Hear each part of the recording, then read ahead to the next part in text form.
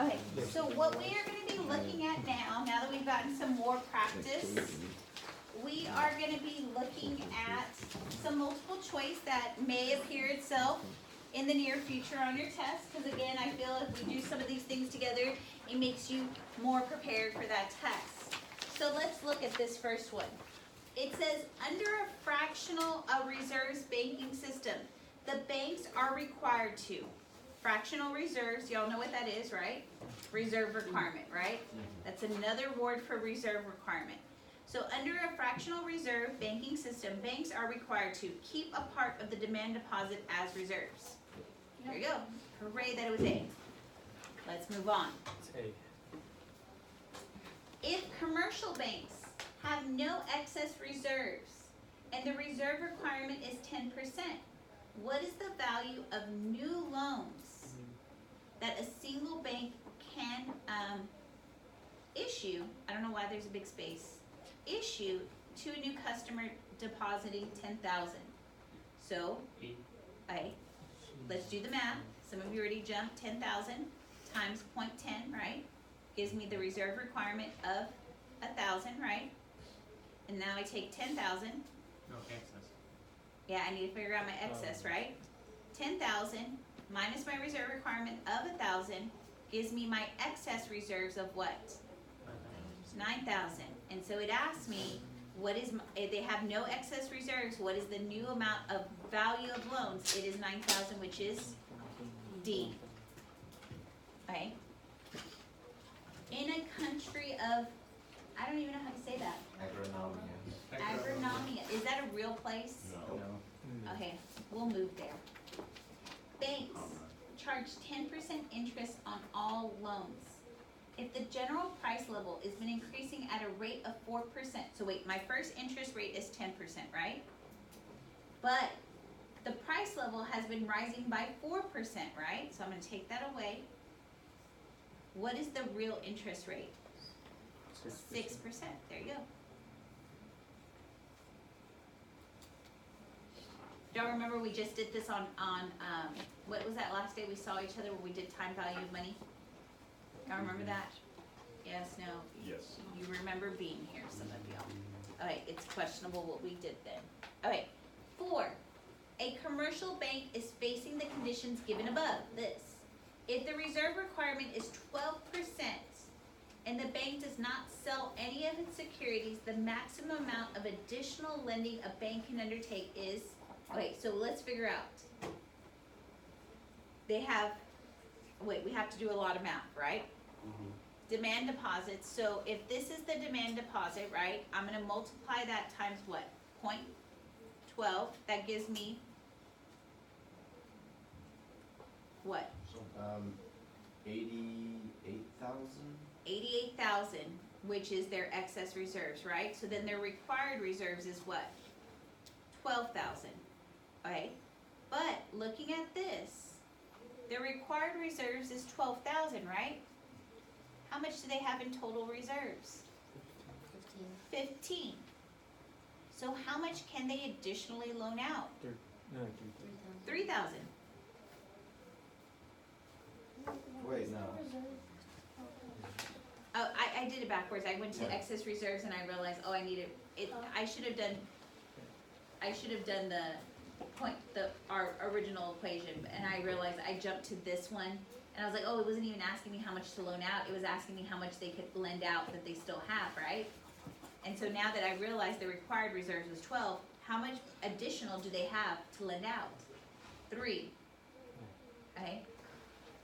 You'll get me?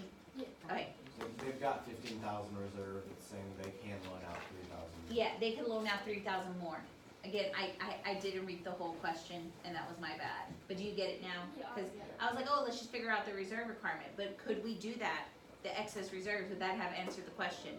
No, that's what we had to go back and we're like, oh, look, they have 3,000 extra. That's how much they could loan out. Does that make sense now? That if this is 12%, right? Y'all know 12,000 of that is required reserves. And their total reserves is what? 15. So how much do they have in excess? 3, and that's how much they could loan out.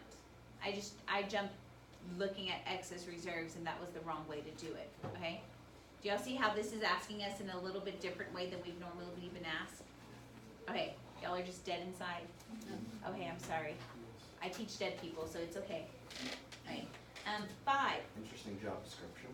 I teach history. I teach dead people. Okay. It's a play on words. Okay. Assume the reserve requirement is 20%. The bank's voluntary keep some excess reserves. $1 million increase in the new reserves will result in, okay, well, so I just need to figure out for the whole money system, right? What is my money multiplier? 1 over 0.20 gives me what? 5. So, I wanna, do y'all see, can I already eliminate some right here? Is it, it's not gonna be 1, right? So, we could take that times that, right? Is it increased by 5 million? Or is it gonna be less than 5 million? Less than, you know what, I know I skipped some steps, but was there a reason for me to calculate this out about how much they could excess reserve or anything like that? No, because I already looked at my money multiplier and I saw that those were 5, and I was like, well, I know that this is gonna be less than 5 million, right? And so I didn't do all that math. Do y'all see why I skipped a step? Wait, so it's less than 5 million because the bank keeps the excess reserve? Yes, that's, remember they have to keep the required reserves, but did they want the exact number on this? No, so that's why I was like, oh, I know it's 5 million, right? It's gonna be less than 5 million because they're gonna have to keep some excess reserves. Why am I gonna do all that math? So that's why I skipped it here. Do y'all want me to do the math? No. Okay. I thought I would go to math, I don't know, like, when to. That's why we're gonna keep on looking at stuff and to get ourselves more familiar. Okay, this one, I'm sorry, did it cut off the top of y'all? It says, if on receiving a checking deposit of 300, banks have excess reserves of now 255. The reserve ratio must be what? So the reserve ratio must be, okay, so do y'all get that? If I'm receiving a check deposit, so a deposit, I'm just gonna put this, of 300, the bank's excess reserves is now 255. 45. So the reserve ratio must be. So think about this. I just want us to think about math, okay? 300 minus 255, what is that? 45. 45, and that's 300s, right? So I take 45 divided by 3, what does that give me? 15%. There you go. You get what I just did? Yeah. If they ever give it to you backwards, that's what you always do. You take 300 minus 255, that gave me what? And I know that reserve ratio is always done by 100, right? And so I know there's 300, so I'm gonna divide that by 3, and that gave me 100. 100. That gave me what? 15, I'm sorry. Y'all caught me, right? Divided by 300. I divided by, well, cause I knew, a ratio is always done by 100, right? Okay, so I just took, I was like, well, if there's 300s there, so let me divide this 45 by 3 to give me my percentage. Or I could do part over whole times 100 if I wanted to. Yeah. Do y'all want me to do that? Part over whole times 100? Okay, no, y'all don't want me to do it, but did y'all get what I did? Yeah. Okay, so if they ever ask you in the reverse, this is one way to do it in the reverse. Okay, 7. The money creating ability of the banking system will be less than the maximum amount indicated by the money multiplier when. So I'm looking for something that I am not gonna live up to the potential of the amount of money I can lend out. Is it when interest rates are too high? The velocity of money is rising. I have not talked about the velocity of money yet. I'm gonna do that soon. People hold on to a portion of their money in the form of currency. Yes. Yes. There you go. Because when people hold on to it, does that allow the banking system to lend that out? No. Assume that reserve requirements is 20%, and the bank initially has no excess reserves, and that there's 10,000 cash and deposited in the bank. The maximum amount of money by which the bank increases its loans is what? So I take 10,000 times what? 22, that gives me? No. That's my reserve requirement. My excess is now what?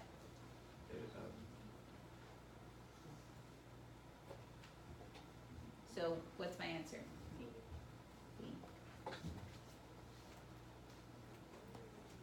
Okay. Am I boring y'all? Y'all got this math now? It's just seeing it in different ways. Okay, we got a different way right here, 9.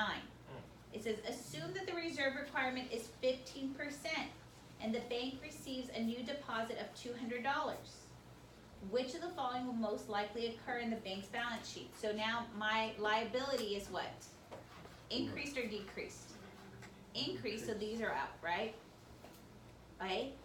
Reserve requirement. I need to take 200 times what?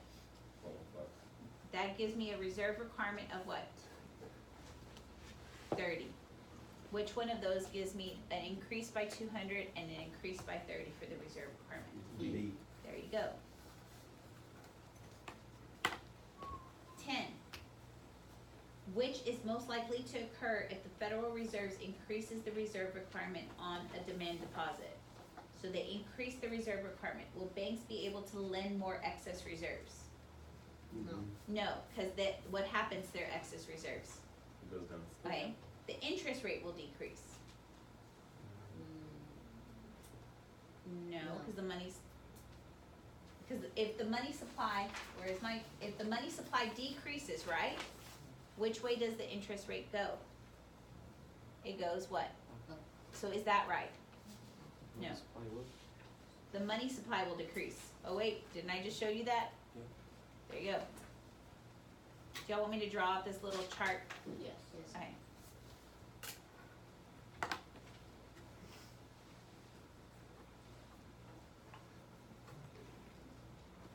So what will likely occur if they increase the reserve requirement, so my supply of money decreases, right? There we go, my interest rate goes up and my supply of money decreases.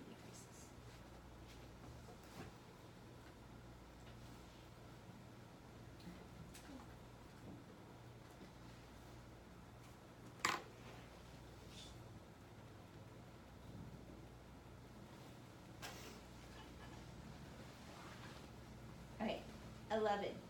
If the nominal interest rate increases from 6 to 8%, while the real interest rate remains unchanged, expected inflation remains unchanged? No. Expected inflation decreased? What did it just tell me? So that one's wrong. Expect no, is it deflation? No. Disinflation occurs? No. Expected inflation increased by 2%. Yep. There you go. That one was easy. 12. M1 functions primarily as what? M1 is what you have in your pocket. Is that a unit of account, store value, medium of exchange, source of divisibility, or source of durability?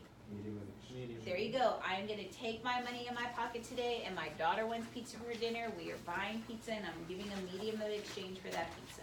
You're giving a medium of exchange for medium pizza? It's probably gonna be a medium cheese pizza, exactly. 13, it says assume the required reserve ratio is 5%, and the bank keeps an additional 5% in reserve. So what is now the new reserve requirement that they're keeping for themselves? Essentially 10. This is essentially 10%. If Shane, right, is that right? I've never seen it spelled like that. Share. Yeah. Shane deposits, Shawine. yeah, it's Shane. Show. I shine. Shaney. Okay, deposits 100 in cash in her checking account. The amount the bank will lend from this deposit is what? So I take 100 times 0.10, that gives me 10. 100 minus 10 gives me 90. Great, is there an answer? Yes. Okay. Which of the following is included in both M1 and M2? A time deposit. That's long term. Is it in both? No. No. A demand deposit. Is it in M1 and M2? Yes, there you go. Assume the reserve requirement ratio is 20%. Coriander, is that correct? Coriander. Coriander. Why? Oh, wow. It would be- Okay. Deposits 100 in cash to a checking account. The maximum amount of new loans in the banking system can create is what? Do we have to do all the steps? Okay, so 100 times 0.20 gives me what? 20. Then 100 minus 20 gives me 80. So this is my excess reserves. What's my money multiplier? 5. So I take 80 times 5, which gives me what? Is there an answer? Thank you. So, Jesus. hold on. Whatever it asks for the new, that's what I always get confused. Maximum new loans. Okay, so it just says maximum we use, We're gonna do all the steps. okay, wait. If it says maximum, maximum increase of the demand deposits, you always take the reserve requirement. If it's gonna say maximum in new loans, I know I take the excess reserves, Okay, okay? 16, if the real interest rate is 4% and the inflation is 3%, then the nominal interest rate is what? No, this one, real, we're not dealing with nominal. Nominal I always subtract, right? But now I'm dealing with the real plus now a new expected, so I'm adding it on, right? So this is gonna be what? 4 plus 3 gives me 7. Because, could I get ready for this one? No, because it's expected, I have to add it on. Money is classified as inconvertible fiat. Do y'all remember what fiat means? It's not back. It's not backed by something. Money is classified as inconvertible fiat when it's not backed by a valuable commodity. Oh, great, there you go. Okay, assume that the required reserve ratio is 10%. Jamanja deposits 50 in cash to her checking account. The maximum demand deposits possible in the banking system. So this is where Donovan's thing is. Remember, it's demand deposits. So I take 50 point, that gives me what? Okay,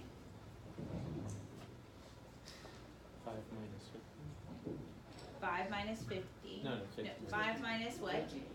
50 minus 50 minus 5 gives me, 45 which gives me now what? times it by Times the money multiplier, which is what? 450. 10, which gives me, there you go. he's asking for the number. Yeah.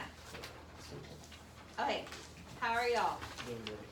Okay, we got the review and then mind organization sheet.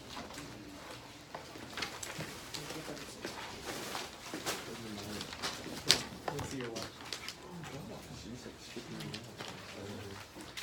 These are both holes.